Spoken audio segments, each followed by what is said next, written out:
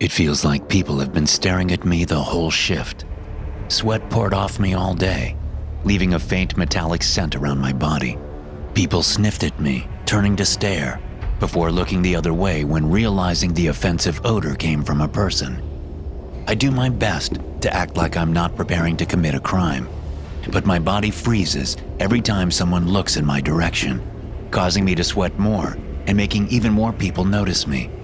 Every step feels like the beginning of a heart attack, and I sag with relief when the museum finally closes.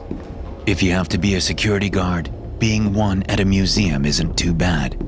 You don't get many people trying to vandalize or make off with the art, not in one as small as this.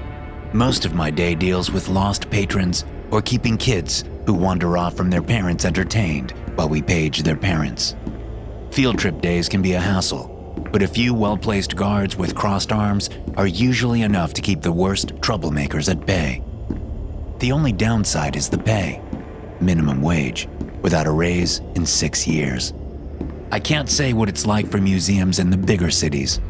One would hope that the people guarding the Mona Lisa or the works of Donatello and Michelangelo are getting paid more than that. But those works of art are priceless, and I imagine the guards are probably former military or police, not some guy in his late 20s without much more than a couple of college credits and mounting debt to his name. What makes someone become a criminal? In my case, inflation. The economy is rough, and things keep getting more expensive, but my pay stays the same. I didn't think we had anything in our museum worth much. Most of our exhibits are from local artists or recreations of more famous works. But apparently, there is one exhibit worth something. I never pay much attention to the new acquisitions, but one day, while eating ramen noodles for lunch and praying I would have enough money for rent this month, my phone chimed. I wasn't expecting much. Maybe it was a new show on Netflix or an overdraft notification from my bank. When I saw the message, I nearly choked on my lunch. $5,000 had been deposited in my bank account. I clicked on the deposit, wondering where my little windfall had blown in from. The only thing attached was a link with a quick memo. Half now, half later. Clicking on the link opened my phone's app store. The Indie app was installed in a matter of seconds, and when I opened it, I found a message in my inbox. It was a picture of the museum's most recent acquisition, instructions with a date and time, and the promise of $5,000 more. I'd like to say I hesitated. I took my time and carefully measured my options before making my decision. I would even like to say I considered forwarding everything to the police, but all I could think of was the raw taste of cheap instant noodles on my tongue and an eviction sign on my apartment door. I replied with a thumbs up emoji and have been sweating ever since. Museums are different after they close. Night at the Museum is a fun flick, I guess, but its plot is terrifying when you're the guy holding the flashlight. Every footstep echoes around you, making it impossible to tell if you're really alone or not. And then there are the exhibits themselves. Everything looks more sinister in the dark, especially when there's nobody around to answer your call for help. I shudder as I step into the gallery and stare at the statue. The towering figure made from welded together paint cans has always given me the creeps, but I don't know why. It's not necessarily scary.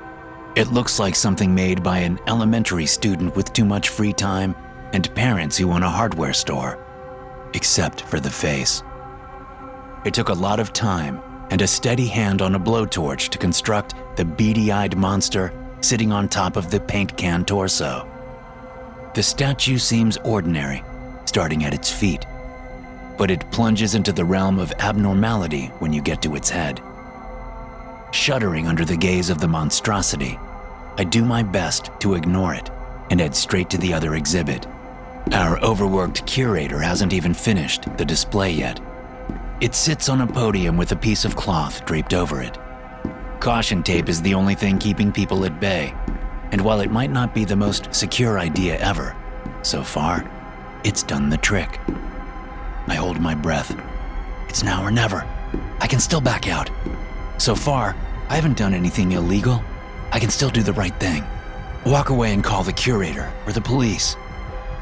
Running my tongue along my teeth, I close my eyes and remember my visit to the 5-star restaurant last night. The flavors of the filet mignon still linger on my tongue, the meat so tender I barely needed to use the knife. Hell, I barely had to chew. The steak practically melted on my tongue. When I open my eyes, I see my hands reaching for the tarp and yanking it away. All I can do is stare. It's a real work of art, unlike so many donations and recreations that line the walls throughout the museum. I've never seen the face before, but it's carved with patience and precision, like the famous Renaissance masters. It must have taken years to recreate the face of the woman alone, and even longer to capture the details of her curled hair and the inlaid crown sitting atop her head. I'm so taken with the art that it takes me a while to find a source of its value. At first glance, it looks like it's made of gold, but that can't be the case. Even if it is hollow, like the message suggests, it would still weigh too much to carry. Brass probably, then painted over to look like gold. I find the answer in the depths of the sculpture's eyes. They're silver. The iris is flaked with tiny bits of rust. It's the real deal then, and big enough that they should easily fetch triple what I'm being paid. Looking deeper into the eyes, I can almost make out my reflection, a dark shadow moving against the otherwise unmarred surface. A picture is worth 1,000 words, but a headless broad is worth 10,000 bucks. My hands freeze in midair as the thought pops into my head. Those aren't my words. It's a voice from my past that leaves my knees trembling, forcing my eyes back on the sculpture again. The sculpture? I don't even know its name. That's for the best, though. Isn't that how most criminals operate? They want distance between them and their crimes.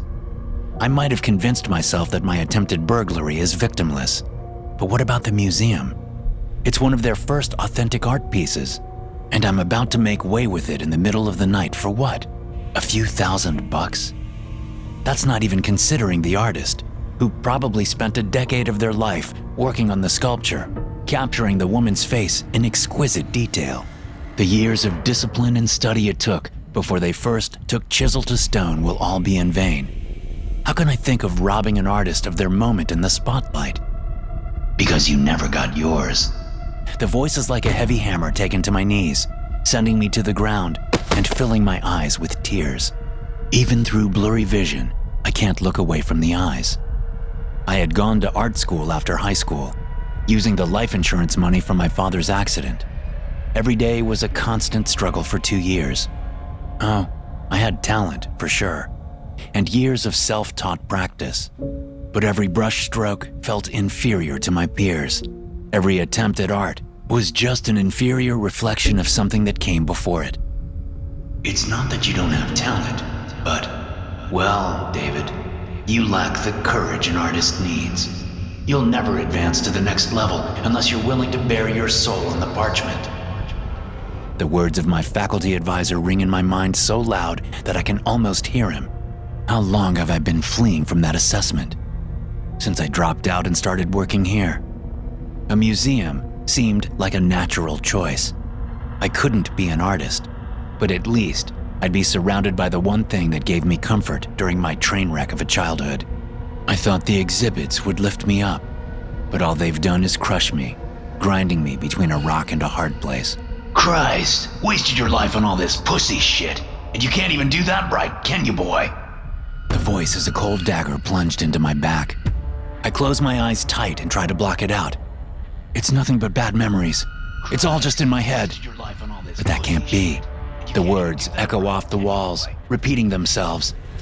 I shake my head, trying to deny the impossibility. It can't be. He can't be here. He's dead. Take those fingers out your ear and shove them back up your ass, Davy. And look at your daddy when he's talking to you. His words grip my soul and twist it until my entire being, physical, mental, and anything beyond, contorts with pain. I'm too terrified to turn around, but I know what will happen if I ignore him. It's been nearly 20 years, but my scars haven't ever fully healed. Slowly, I turn toward the giant. The welded cans groan as they bend at the knee, straining against the bolts through its feet, but it persists until it rips itself free from the ground. The sword that had been in the giant's hand is replaced with a metallic can of PBR, his belt held loosely in the other hand. The giant lifts the can to his head and takes a long drink. As he brings his arm down, I see the face has changed. It's every bit as monstrous as before, but now it's the spitting image of my dead father. Boy, I think it's time you and I don't wait for him to finish. I spun on my heel and ran for my life. Get back here, boy! The statue, my father, lumbers after me. His giant footsteps shake the ground, echoing off the walls like I'm in the eye of a thunderstorm. I don't slow down, even as the floor rises above me, mutilated by my father's pursuit. I run up the hill, bouncing off exhibits and knocking them off the walls. Ryan! Ryan, stop it! He's just a boy! A new voice shrieks at my father. It's another voice from my past that I haven't heard in a long time. I look at the replica of one of Andy Warhol's paintings. Instead of Marilyn Monroe, my mother looks back at me from the canvas, her face distorted in several squares of different colors. Stop it, Ryan! He's just a boy! If he's old enough to talk back, then he's old enough to take a licking. My father's voice snaps me around. He chucks his beer to the ground and leans a hand against the wall. The wood sags, then breaks as he digs in his fingers, cracking it with the same effortless ease he used to crush empties against his forehead. And you ought to know better than to come between father and son, you stupid bitch. My father groans as he thrusts his hand forward. The wall ripples with destruction as planks are shattered, sticking out from the wall like broken bones. The wave of destruction crashes toward me, turning art into bits of ruined paper and metal. My mother looks at me as her demise nears closer. Run, David! I'll hold him off! I'm 6 years old again, my mother shielding me from my father's temper. Shame snakes its way up from my stomach, coiling around my heart and plunging its venomous fangs deep. I wish I was stronger, that I could have protected her like she protected me. I turn and run, desperate to get away from my father, just like when I was a child. My feet skid to a stop as I enter an empty room. The sounds are still echoing around me, a heavy slap followed by my mother's scream. I grip my head, and my scream joins hers, a bruised and battered chorus begging God to make it stop. He listens as well now as he did in my childhood. I slump to my knees and cover my ears, shaking my head, trying to block out the cacophony of violence. Wiping my eyes does nothing to slow my tears, but something familiar cuts through my blurry vision. A brush with a blank canvas and an assortment of paints waiting on the floor. The weight feels familiar in my hand as I dip the brush into the paint and drape it across the canvas. A splotch of blue starts on the page, and as I spread it with slow and steady motions of my wrist, it grows and becomes the sky. The sounds grow distant as I cleanse the paint from the bristles. Wait, where did the water come from? Ignoring the stray thought, I focus on dispelling the color from the brush, turning the liquid into a cloudy blue before dipping it into the white paint next. Clouds join the sky, dulling the noise even more. I remember the words of my college professor. Would he ever understand why my art was so dishonest? For me, it was never about transforming my pain into something beautiful. It was always an escape. Why would anyone with a childhood like mine want to share it with anyone? Taking a deep breath, I relish in the silence and clean my brush again.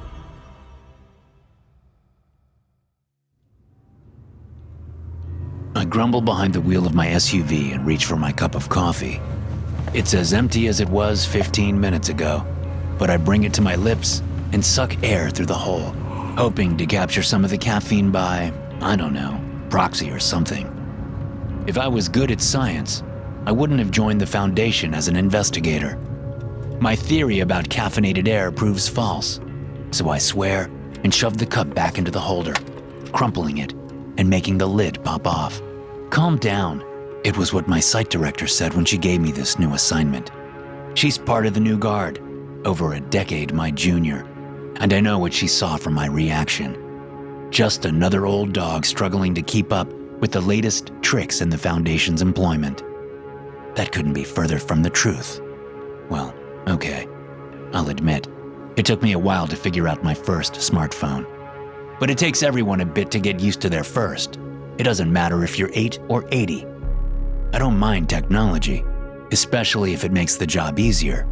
It's not the indie app I have an issue with, but the app's creator. Fucking Pinkerton.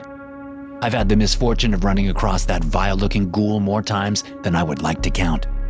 He might have cited ethical and financial reasons for the motivation behind his actions, but it's all a crock of shit. Scientific progress is Pinkerton's only reason for doing anything, and to hell with all the humans caught in the crossfire. But the brass like his new toy. But if you ask me, it's one thing to use the app to replace the unpleasant necessity of the traditional D-class, but it's a different game entirely to use a private civilian in the hopes of procuring a potential SCP. The acid builds in my stomach. The pain rising to my throat gets me grumbling and checking the clock on the dash. My contact is over an hour late. I reach for my walkie-talkie and click the button. Agent Carmichael reporting in. Subject has yet to deliver suspected SCP. Moving in to investigate. I'm out of the car before the confirmation squawks over my radio.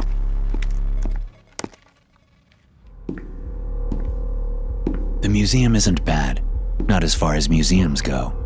Granted, I usually prefer the ones with dinosaurs, but walking the halls, even after dark, brings back memories of field trips as a kid. Maybe my daughter wouldn't mind checking it out on my next rare weekend off. I unholster my gun and position myself around the corner. Peeking over, I take a quick inventory of the room. The first thing I check for is the suspected SCP, which has its face turned away from me. I let out my relief through my nostrils and relax my neck, which I had prepared to whip back if that hadn't been the case. Other than a few paintings on the walls and some weird statue made from paint cans, there isn't much else in the room, and no sign of the guard. I enter the room carefully, keeping the anomaly out of direct eyesight. There's a sound further down the hall, so I take a few more cautious steps and try to shake off the feeling I'm in a bad heist movie. I come across a few paintings knocked to the ground and flinch at the state of them. I hope this place is insured. I raise my gun and proceed to the next room. The guard doesn't see me. He's too busy with the cans of upturned paint. He dips a brush inside the collage of clashing puddles, then slaps it against the wall. I squint against the room's low light, trying to make out what he's doing. 3 stick figures stare back at me, each a different height, but all smiling. Well, hate to tell you, kid, but you're no Rembrandt. He doesn't react to me, not even when I raise my hand to the side of his head and snap my fingers a few times. The guard keeps painting, dabbing the brush again, adding more crude drawings to the wall. I sigh and reach for my walkie-talkie. This is Agent Carmichael. We've got a... My words get stuck in my throat as I stare into the silver orbs. How the hell did the SCP get in here? I raise my gun, and the motion is captured within the shadow of its eyes. Weight swells into my arm, bringing it down to my side, and my gun clatters to the floor. What the hell is wrong with me? I sent some dumb kid into a catatonic state just to what? To get this thing? So the Foundation can add another ugly piece of destruction to its inventory? So Pinkerton can keep beta testing his app designed to make people in a tough spot put their lives in danger? Agent Carmichael, this is Control. Report. Do you need a containment team? I ignore the noise. Doing Pinkerton's bidding is only the most recent entry in a career of nothing but regret. The lives I've ruined, the people I've robbed of their humanity, the secrets I keep from my family, they all replay in my mind, echoing around me, bouncing off the museum's walls. I close my eyes and plug my ears, hoping to drown out the screams, but it only makes them louder. I know there's only one way to make them stop. This time, the gun feels light in my hand as I lift it to my head, the barrel a cold, soothing kiss against my screaming mind. SCP-146 is a hollow bronze head, apparently a fragment of a complete statue or bust, depicting a crowned young woman or perhaps an effeminate young man. The head exhibits severe verdigris over much of its surface. The crown of SCP-146 is inlaid with silver decorations, and its eyes, the apparent source of SCP-146's effects, are beaten silver, shined to be mildly reflective. To date, SCP-146 has not exhibited any signs of movement, but its reaction to certain decor in its containment area indicates that it may possess a degree of sentience, if not outright sapience. If SCP-146 is able to communicate, it has not yet done so. SCP-146 exhibits the ability to access and bring to mind certain memories in those who initiate eye contact. These memories are usually tied to a sense of guilt or shame in the subject. After initial eye contact is made, the subject need only remain somewhere in SCP-146's field of vision for the memories and associated feelings to become more intense, although continual eye contact speeds the process. Upon initial eye contact with SCP-146, recent memories will begin to surface in the subject. With continued exposure to the gaze of SCP-146, the subject will begin to recall older and more vivid memories, with a corresponding increase in feelings of shame in the subject. Generally, after 30 minutes of exposure, the memories will move from being vivid recollections to intense hallucinations, with the subject unable to distinguish the past from the present, or the imagined from the real. Subjects have been observed to regress in personality as well, particularly in cases where memories of childhood trauma have been brought up. Any test subjects exposed for over 30 minutes should be restrained both for their own safety and the safety of others. All subjects to date who have been exposed to SCP-146 for 60 minutes have completely retreated into their hallucinations. So far, no such subject has been restored to consciousness from this near catatonic state. Such subjects must be fed intravenously and are unresponsive to external stimuli, save for occasional murmurings consistent with their regression. It has also been noted that when subjects recall a shameful event, they will often feel compelled to make amends for their actions. This is not generally a problem in the case of minor offenses. However, problems arise when the subject cannot make amends, either because the offended party cannot be contacted or because the transgression is somehow irredeemable. In most such cases, subjects fall into a deep depression and/or turn to some form of self-punishment, including self-mutilation and suicide.